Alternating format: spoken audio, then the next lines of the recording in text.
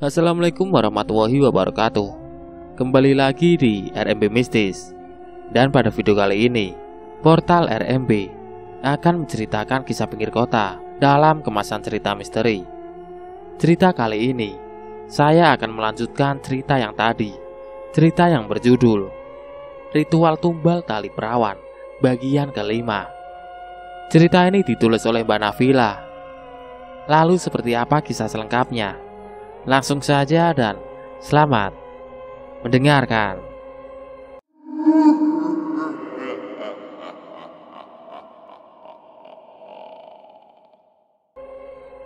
Dit, terdengar suara Arif dari belakang Dito.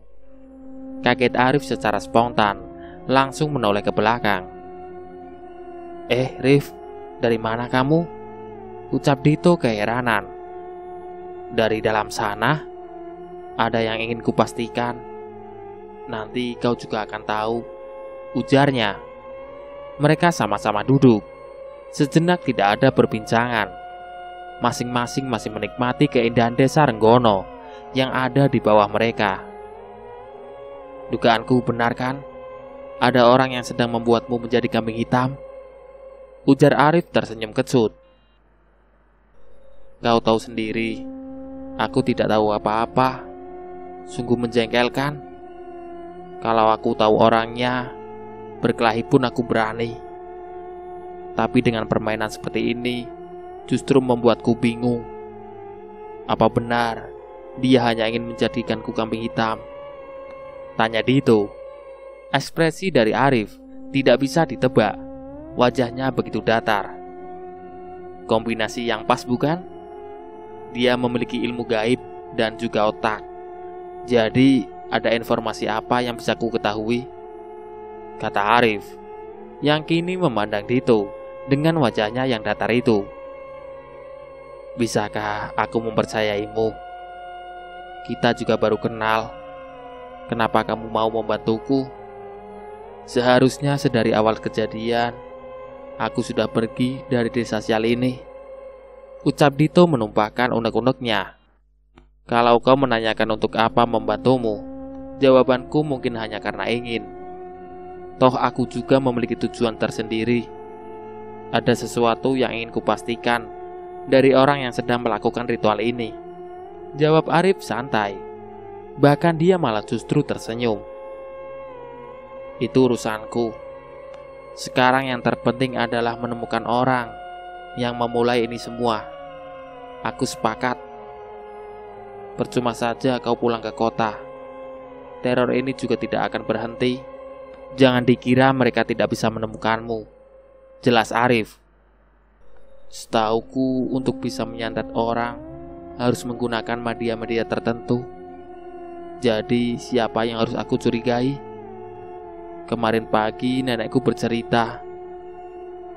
Dito menceritakan semua yang ia ketahui, bahkan perilaku budenya yang aneh di setiap malam. Arif dengan seksama mendengarkan cerita Dito. Sesekali dia berpaling menatap ke depan dan mengembuskan nafas dalam-dalam. Ada satu alasan yang membuatku memintamu untuk tidak percaya dengan siapapun saat ini. Terserah kau mau mempercayaiku atau tidak. Aku tidak memaksa. Ucap Arif saat melihat Dito yang ingin menyanggah pendapatnya. Seperti yang kamu ketahui, santet selalu punya media. Karena itu hal mutlak untuk bisa mengetahui target yang dituju. Sekarang siapa saja yang memiliki kemungkinan untuk melakukan itu semua? Kamu bisa menerka-nerka. Dito termenung mendengar penjabaran dari Arif. Selama dia di desa ini, Dito hanya berinteraksi dengan orang-orang tertentu. Yang berarti dari sekian orang itulah yang memiliki kemungkinan kalau dialah dalang dari semua ini. Kau bilang kejadian ini pernah menimpa desa ini bukan? Sekarang kita cari tahu akar dari semua masalah ini. Tanyakan kepada nenekmu, siapa keluarga dari korban sebelumnya. Aku juga akan mencari tahu. Ucap Arif sambil beranjak dari duduknya. Sebetulnya aku berpikir saat ini nyawaku juga tidak terancam. Kenapa aku harus mengetahui semua ini? Tanya Dito penasaran. Ya, memang benar dia hanya dihantui sosok Ningsih. Tidak ada seorang pun yang mencoba melukainya atau bahkan membunuhnya. Seharusnya itu sudah cukup. Dan jika memang warga desa mengira Dito sebagai tersangka pembunuhan atau pelaku penumbalan, mereka juga tidak punya cukup bukti. Mungkin saat ini belum, tapi aku tidak berharap nyawamu menjadi taruhannya. Permainan mereka benar-benar bagus. Kabari aku saat kau sudah mendapatkan informasi tentang keluarga itu, ucap Arif pergi, meninggalkan kegelisahan di dalam batin Dito. Tidak menunggu waktu lama, saat sudah sampai di rumah dan mengecek kondisi, Dito langsung bertanya kepada Nek Harjo, siapa keluarga yang dulu pernah menjadi korban tumbal tali perawan.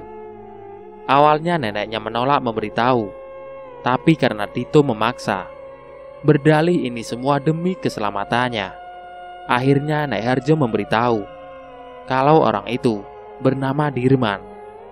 Dia tinggal di ujung desa, dekat dengan rumah Mbok Sarmin.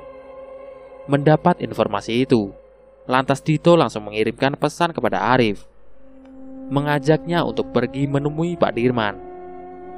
Jangan sekarang, kita tunggu waktu yang tepat, nanti ku kabari. Pesan teks yang dikirimkan Arif terus saja ia baca. Ada rasa ketidaksabaran di dalam diri Dito, berharap semua segera selesai. Malam kembali datang. Dito sekarang ini hampir benci dengan yang namanya malam hari. Selalu ada ketakutan yang muncul saat semburat warna merah berubah menjadi gelap. Seolah Dito adalah mangsa yang sedang dilepas dan para pemburu sedang bersiap-siap untuk menemukan keberadaan Dito. Malam itu begitu sunyi. Kabar tersiarnya sosok hantu Ningsih benar-benar membuat desa Renggono seolah menjadi tempat tak berpenghuni. Bahkan pengajian yang seharusnya dilakukan di tempat Mbok Sarmin sengaja dibatalkan agar tidak jadi kejadian seperti semalam. Waktu terus berlalu. Dito tak kunjung bisa memejamkan matanya. Jam sudah menunjukkan pukul 2 pagi. Sedari tadi, dia mendengar ada suara langkah kaki yang terus saja mondar-mandir di luar rumah, tepat berada di sisi jendela kamarnya. Dito tidak menggubris itu semua. Dia mencoba tetap tenang dengan menempelkan handset di telinganya agar tidak mendengarkan suara tersebut. Krek. Terdengar jelas sekali daun pintu yang sedang dibuka. Dito seketika bangkit. Nuraninya mengatakan kalau itu pasti budenya. Pelan-pelan agar tidak menimbulkan suara, Dito berjalan ke arah pintu kamar dan mencoba melihat. Benar saja, Bude Ijah tengah berjalan menuju dapur. Rasa penasaran dan kecurigaan benar-benar menyelimuti Dito. Sempat dia berpikir kalau orang di balik semua ini adalah Bude Ijah. Berpura-pura ingin ke kamar mandi, Dito berjalan ke arah dapur. Namun ketika sudah sampai di dapur, Dito tidak menemukan Bude Ijah. Hanya pintu kayu yang berada di ujung dapur sedikit terbuka. Buru-buru Dito melihat. Benar pikir Dito, budenya sedang pergi dari rumah ini, entah sedang menuju kemana. Nekat Dito mengikuti wanita itu. Jalanan desa begitu sepi. Sesekali Dito bergidik, memperhatikan sekitarnya. Untung saja kabut sedang turun. Jadi jika budenya berbalik, dia tidak akan langsung mengenali Dito. Aneh, mau kemana sebetulnya Bude Ijah pergi? Batin Dito. Terus saja dia melangkah. Jarak yang tidak begitu jauh membuat Dito harus sedikit bersembunyi. Namun budenya sedari tadi juga tidak menengok ke arah belakang. Sosoknya terus saja berjalan hingga menuju ke arah hutan. Dito berhenti. dan langsung jongkok, menggeser tubuhnya ke arah semak. Kini Bude Ija sedang berbicara dengan laki-laki yang Dito tidak kenal. Laki-laki itu berpakaian hitam dan mengenakan kupluk di kepalanya. Beberapa saat kemudian, mereka langsung berjalan masuk ke dalam hutan. Tepat di mana Dito pernah melihat sekumpulan orang membawa tampa berisikan sesajen saat pertama kali datang ke rumah Ningsih. Ada terbesit rasa takut dan ingin kembali, tapi sudah kepalang tanggung. Jika memang Bude yang melakukan ritual ini, maka jelas semua sudah selesai. Esok pagi, dia akan memberitahukan semua apa yang dia lihat kepada nenek dan Pak D-nya. Kembali Dito berjalan. Kini dia memberikan jarak yang cukup jauh. Takut suara ranting yang dia injak terdengar oleh mereka berdua. Dito sudah tidak tahu berapa lama dia berjalan. Bodohnya dia tidak membawa HP untuk merekam semua kejadian ini. Bahkan untuk berjalan saja, dia harus berhati-hati karena gelapnya suasana hutan malam itu. Sosok Bude dan orang asing itu sudah berhenti di sebuah pohon besar. Benar dugaannya, pasti mereka akan melakukan ritual. Terlihat kini laki-laki itu bersimpuh dan menghidupkan dupa. Angin dingin tiba-tiba saja datang, entah dari mana. Bulu kuduk Dito sontak meremang hebat. "Nyai, aku datang kembali malam ini. Aku persembahkan darah ayam hitam," ucap laki-laki itu. Dan betapa mualnya Dito. Dia meminum sesuatu yang mungkin itu adalah darah yang ia sebutkan. Namun itu belum seberapa. Mata Dito membulat seketika. Sosok Bude dan laki-laki itu kini melepaskan pakaian masing-masing dan mulai bercumbu. Kaget dengan apa yang dia lihat dan tidak mau tahu lebih lanjut, Dito pelan-pelan pergi dari tempat itu. Pikirannya benar-benar kalut, merasa jijik dengan apa yang dia lihat. Hingga buk, ada sesuatu yang jatuh tepat di depannya. Begitu kagetnya dia, tubuhnya tidak bisa bergerak karena syok. Benda putih itu menggeliat. "Mas Dito, tolongin mas, tolongin Ningsih." Terdengar suara Ningsih yang lirih, tapi terdengar jelas sekali di telinga Dito. Tersadar Dito langsung berlari sekencang-kencangnya. Ia tidak peduli kalau budenya atau orang yang bersamanya mendengar suara langkah Dito atau tidak. Buk, Dito terjatuh. Rasanya kakinya sakit sekali. "Sial," umpat Dito. Namun kesialannya tidak berhenti sampai di situ. Kini di depannya ada sosok wanita berbaju gelap dengan rambut panjang yang baunya sungguh memuakan. Dito yang melihat itu panik. Pergelangan kakinya begitu sakit saat ia mencoba untuk berdiri. Siapa kamu?" ujar Dito dengan nafas ngos-ngosan. Tidak menjawab, wanita itu justru tersenyum. Dia membungkuk persis di depan Dito dan mendekatkan kepalanya di telinga Dito. "Hati-hati, yang punya ikatan dengan setan sudah datang. Tali perawan sudah dapat 1, kurang 2 lagi. Perjagaannya juga sudah disiapkan," ucapnya dengan nada yang begitu mengerikan. Dito benar-benar gemetar ketakutan melihat sosok wanita yang ada di depannya. Dito terus menatap sosok itu tanpa berkedip, seolah takut kalau tiba-tiba wanita itu menghilang atau tertawa cekikikan seperti setan Ningsih. Bau dari wanita itu benar-benar memuakan. Bau ampek dan juga bau bangkai yang bercampur menjadi satu. Tiba-tiba saja wanita itu bergerak. Dito langsung terperanjat dan bersiap-siap untuk menendang agar wanita itu tidak menyentuhnya. Namun ternyata dia melangkah pelan, pergi dengan menyeret kakinya menuju rimbunan pohon Dito teringat dengan Bude Ijah dan buru-buru menoleh ke belakang. Namun tidak ada siapapun. Samar-samar dia mendengar desahan dua orang yang sedang melakukan persetubuhan. Jelas sekali kalau Bude dan entah siapa itu masih melakukan persenggamaan. Mereka tidak mengetahui keberadaan Dito.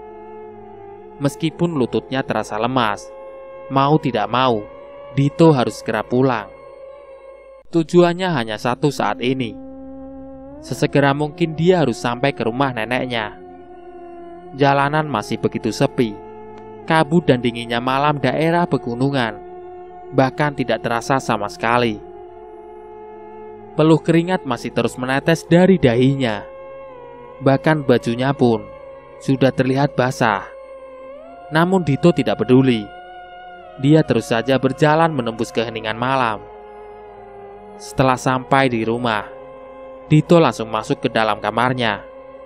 Sengaja pintu dapur yang mengarah keluar tidak dia kunci, agar tidak menaruh kecurigaan terhadap Dito di atas kursi di dalam kamarnya.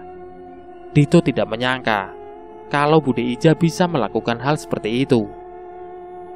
Sebatang rokok sudah ia bakar, berharap bisa sedikit menenangkan batinnya.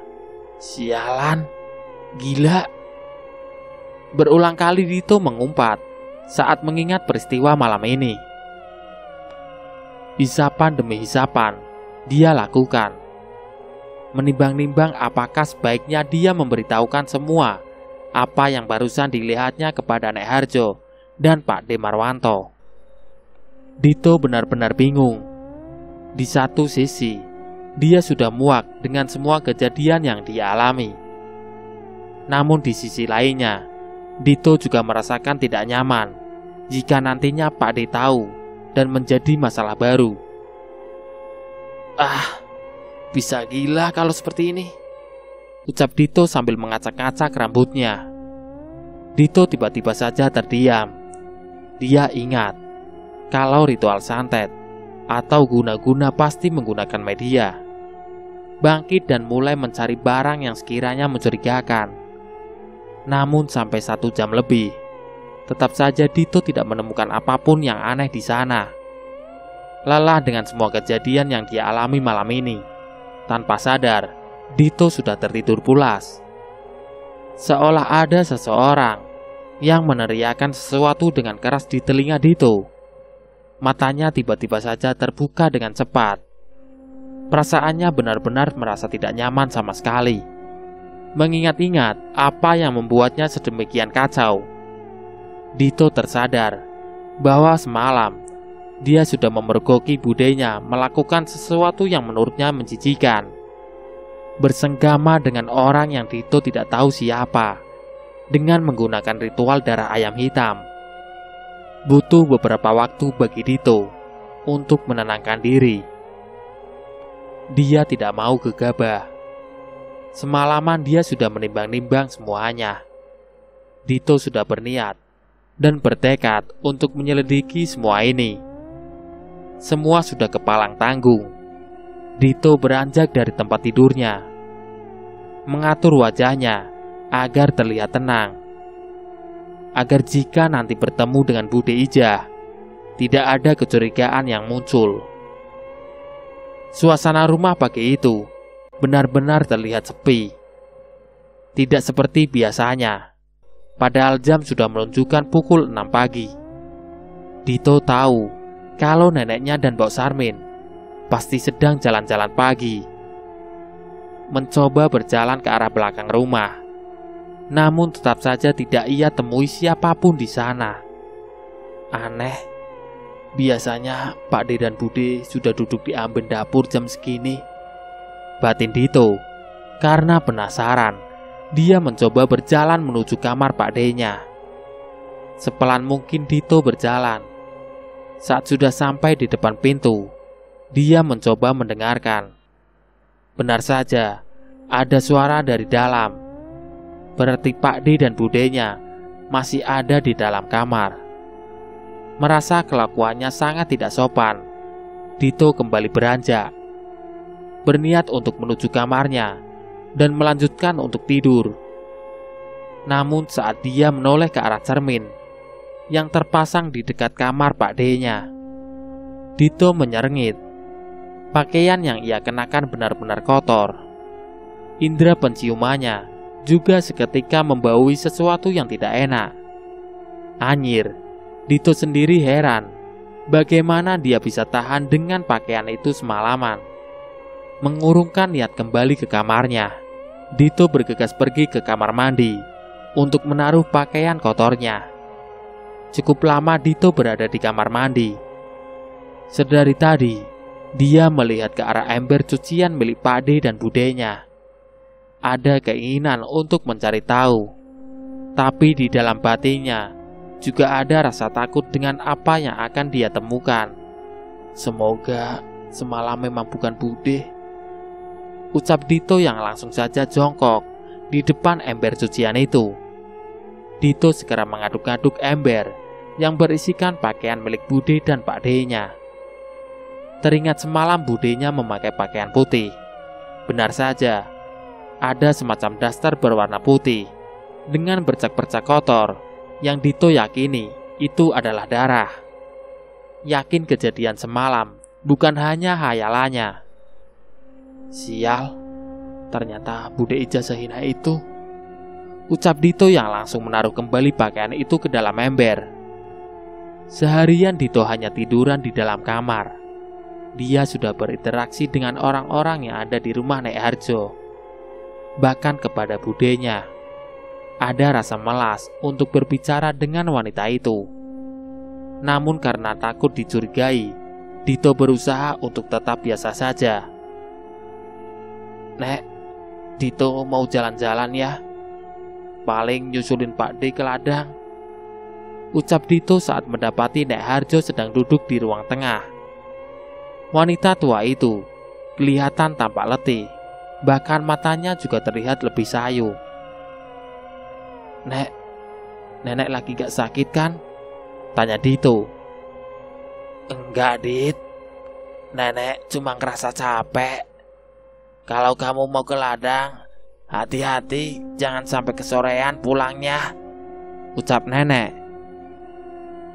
Nenek kalau gak enak badan ya istirahat, Nek. Ingat umur nenek, kata Dito. Bukan malah setuju dengan perkataan Dito. Justru Nek Harjo malah mengomel-ngomel. Dia merasa badannya masih seperti wanita berumur 25 tahun. Terang saja Dito yang mendengar seperti itu langsung tertawa. Berniat akan membelikan linger untuk neneknya kelak. Besok kalau Dito sudah sampai kota, Dito belikan pakaian mau, Nek? Tanya Dito. Ah, kalau cuma pakaian, nenek bisa beli sendiri, ucapnya sewot. Lah ini beda, Nek. Nanti Dito belikan linger untuk nenek sesuai dengan umur nenek yang masih 25 tahun seperti Dito, ucap Dito menahan tawa. Kurang ajar memang. Tapi Dito tidak benar-benar ingin membelikan neneknya linger. Bukannya senang, malah bisa seluruh keluarganya menangis karena mendapati Dito dibunuh oleh ayahnya yang super galak itu. Ya udah, Dito pergi dulu ya, Nek, ucap Dito sambil mencium punggung tangan Nek Harjo. Sepanjang jalan, Dito masih teringat candaan bersama Nek Harjo. Sejenak dia melupakan permasalahan yang sedang menimpanya. Dito terus berjalan. Beberapa kali dia bertemu warga, tapi kali ini tidak ada senyuman ramah. Tetapi Dito sudah tidak peduli dengan semua itu. Sebetulnya Dito tidak berniat untuk menuju ke ladang, tapi menuju tempat yang ia lalui semalam. Dia begitu penasaran dengan tempat di mana Budenya melakukan persenggamaan dengan laki-laki asing itu. Menengok ke sekitar, Dito tidak mendapati siapapun. Menghela nafas dia berjalan masuk menuju hutan. Sudah beberapa waktu dia berjalan mengikuti jalan setapak. Tidak ia temui ada apapun.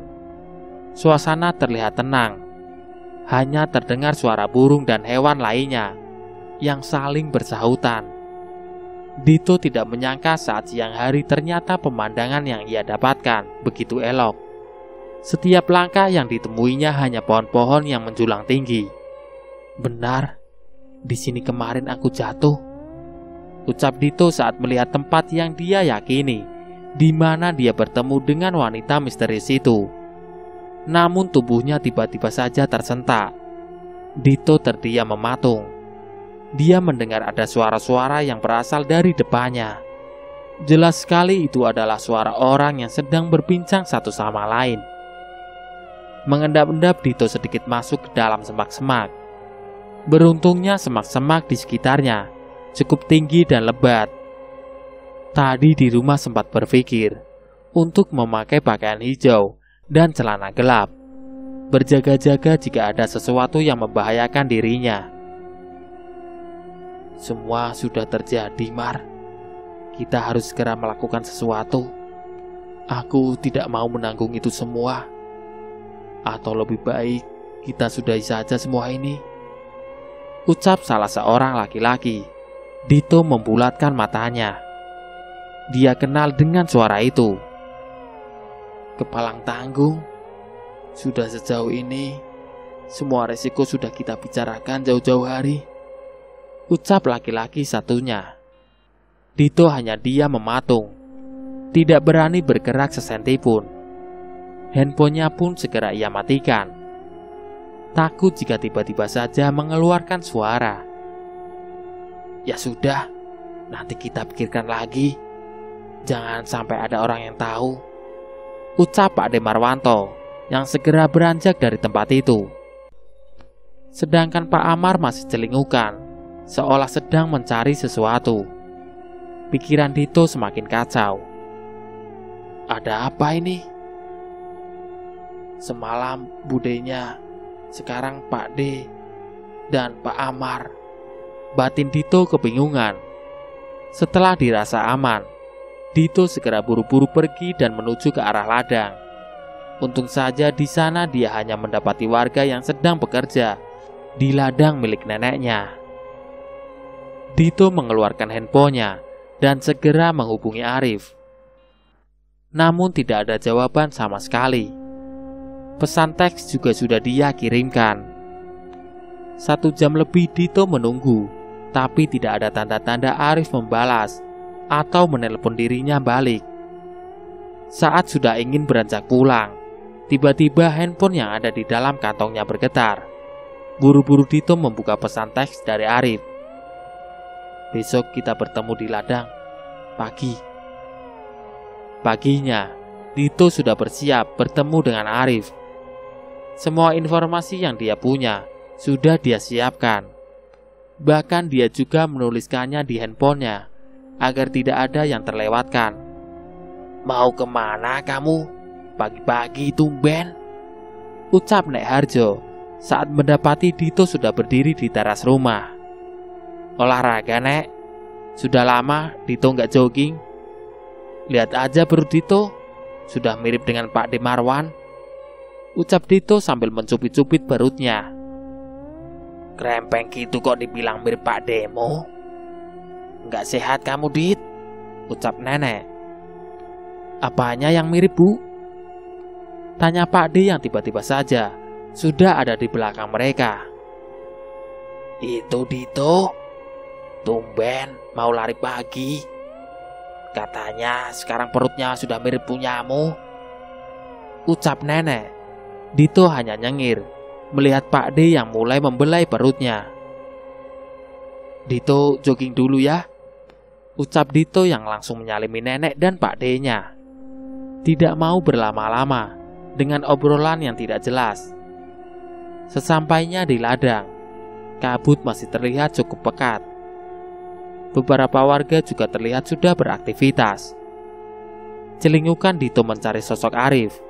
Benar saja, laki-laki itu sudah duduk santai di gubuk dengan sebatang rokok di tangannya. "Rif," sapa Dito. "Sudah, langsung saja. Kita tidak punya banyak waktu."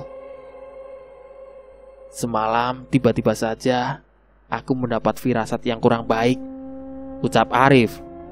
Mendengar itu langsung saja Dito menceritakan semua kejadian yang ia alami. Bahkan soal budenya juga dia ceritakan. Tidak peduli dengan aib keluarga. Toh jika memang ini semua adalah perbuatan wanita itu. Dito justru berharap dia segera ditangkap dan masalah ini selesai. Arif mendengarkan dengan tekun. Sesekali tampak dia mengerutkan alisnya. Kita ke tempat Pak Darman sekarang, mumpung masih pagi, ujar Arif. Bergegas mereka berdua pergi ke arah desa. Beruntung kabut masih tebal. Sempat mereka tidak menemukan rumah yang Nek Harjo cirikan. Namun dengan kemampuan Arif, akhirnya mereka menemukan rumah yang dimaksudkan. Terlihat kondisi rumah itu sama seperti milik Mbok Sarmin, tapi sedikit lebih baik. Dari kejauhan, nampak seorang bapak-bapak yang sedang menyapu halaman. Melihat itu, Arif berjalan mendatangi laki-laki tua tersebut. Assalamualaikum, Pak. Benar ini rumah Pak Dirman? Tanya Arif. Laki-laki itu menatap Arif dan Dito dengan pandangan yang aneh. Waalaikumsalam. Kalian siapa? Ucapnya.